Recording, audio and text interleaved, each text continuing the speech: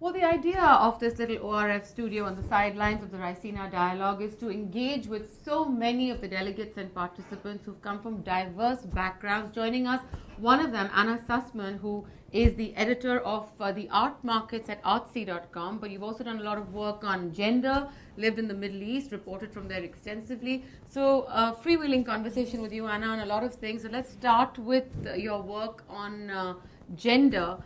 Because in the United States, we've seen the Me Too campaign essentially just take off in a way that has spread all the way up to India, and lots of people are being made conscious every day of what is harassment, what is sexual violence, what a woman means when she says no, which is no, and how to make sure there is no misinterpretation of that. We're seeing controversies all the time emerge in the United States around these conversations. Your views? I think it's really important that we're seeing for the first time a lot of women's stories coming from women themselves. And you have things that have been reported in the news. So you have, the Harvey Weinstein allegations that really kicked it off. Since then, you've seen a lot of first-person stories, women telling their own stories, women going on social media and speaking out loud. And I think it's important because often we don't get these stories and there hasn't been an appetite for them in a long time. This actually has a big backstory and a big history within kind of the economics of media. The New York Times has been scaling up its coverage of gender. That was the news organization that published the Weinstein story. And that's because they realized they wanted more female readers. So if you see a lot of this telling of female stories is responding to the fact that women want to read about their own lives, and for years their lives have not been depicted in the news. So I think this is really a sea change in that the amount of coverage you're seeing now that goes, not just to harassment, but looking at women in the boardroom, women in leadership. I mean, all of women's lives are getting a more 360-degree kind of coverage now, and it really started from an economic basis and acknowledging that women are news consumers too. Right, and I think the point of the economic basis that you're referring to is also very interesting, because here at Raisina, you heard a panel take place earlier in the day on just women in the economy, women in jobs, in the nature of work that women employ. In India, we have a situation where women have been falling off the workforce. Now, we don't know whether that's because of harassment, whether that's because of opportunity, or the lack of it. But what, in your view, are the biggest obstacles in the way of women, even today in the 21st century, joining the workforce? What kinds of areas are they employed or employable in, as the case may be? Because you have very, very many highly qualified women in STEM areas, for example, who just don't find the jobs. I mean, in the case of India, I think there's some debate, and I'd love to hear your thoughts on this, of whether that's a measurement issue, as in women are working, but they're in the informal economy, or if that really is women, going, leaving the workforce altogether and really focusing on what you might call unpaid work, which is work in the home, work caring for the families, or agricultural work, which may be, not market-based in the sense that they're not producing surplus for trade, but they're just, consuming and feeding themselves. In the U.S., the U.S. is really an outlier in terms of family policy, and I think that's where we've seen a big drop-off. Most women who leave, we're now in a position where you have a lot of very capable, college-educated women who are, let's say, 35 to 55, and they may be in what's called the sandwich generation, where they're caring for children and they're caring for aging parents.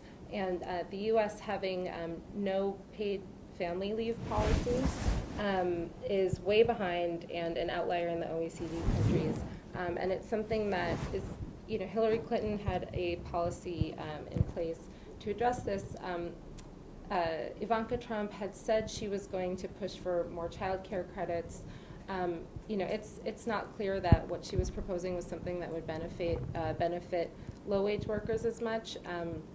But in general, it's something that no one's really taken concrete steps towards, and it is really an issue that I think the U.S. needs to address, because you see birth rates are falling, especially among educated women. Our fertility rate is somewhat stable because the U.S. still welcomes a lot of immigrants, and they tend to have higher birth rates. But if you look at countries that have successfully kept women in the workforce and kept their fertility rates up, it's countries that have very family-friendly policies. One of the speakers at the earlier panel said it's about leveling the playing field, so making sure that when a couple has a child, that it doesn't impact the woman's career disproportionately, and part of that is promoting paternal leave or giving family leave that can be divided, and changing the culture to make it acceptable and even encouraging men to take that leave off, because if the culture doesn't change, you'll have zero uptake on the part of men.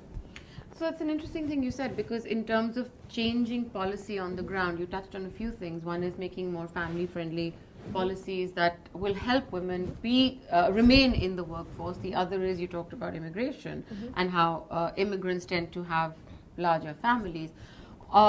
On the issue of gender, on the issue of migration, the U.S. president has made some extremely strident statements. In fact, many women have been at the forefront of leading the charge against Donald Trump.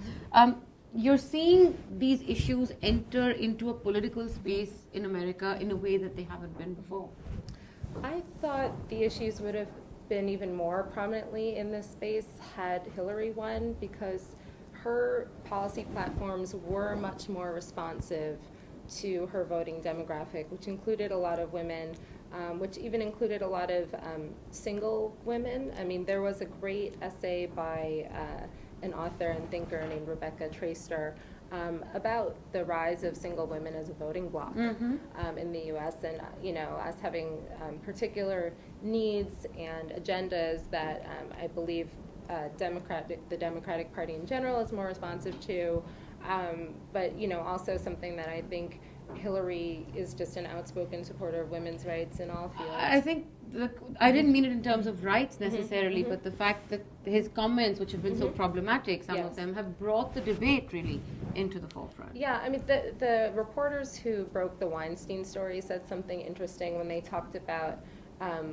whether Donald Trump's bragging about his own history of harassment had encouraged or discouraged some of their sources from speaking out. So according to those reporters, they said some women felt like it was their duty to speak out because they just felt so disgusted every time they saw a harasser, occupying this very prominent public stage. Others said they felt very discouraged because, they saw that Donald Trump's own accusers had come forward publicly. There were more than a dozen of them, if I remember correctly, and yet he was elected nonetheless, which showed some level of apathy towards these issues. I do think that there has been something unleashed, though, and as one of the panelists said, you're seeing hundreds of women running for office in a way that you haven't seen before. It's at all levels of government, from local to state. I mean, governors is an area where the state-level executive leadership in the U.S. has been very behind for women, and so seeing more activity there. So all of that is very exciting, and you're also seeing a lot of women take the roles that have been vacated by men who have been disgraced by similar accusations, which is exciting too. Right, Anna, apart from gender, you also work on the art market, as you said. Now, we were talking earlier, and you talked about the focus really being about art as a way to also encourage smart cities. Now, smart cities is something the Indian government is very keen on pursuing, making our cities more people-friendly, create public spaces, commuters infrastructure, things like that. Where does art fit into this landscape? So there's a theorist named Richard Florida who has been a huge proponent of this idea of bringing a creative class to cities, and one way to do that is having cultural amenities that they want to live near. So that means having an opera house, having museums, having art galleries. Lately he has spoken more and more about how this has led to kind of an increase in inequality. So in the US, for example, you're seeing the cities that have the most job growth and that have all these cultural amenities have also become the most expensive to live in. It's very hard to move there. And you're seeing a kind of polarization, which I think is, does reflect also our political polarization, that people are more likely to go to museums and have an affinity towards the arts and live in these big cities. It's a liberal kind of coastal thing.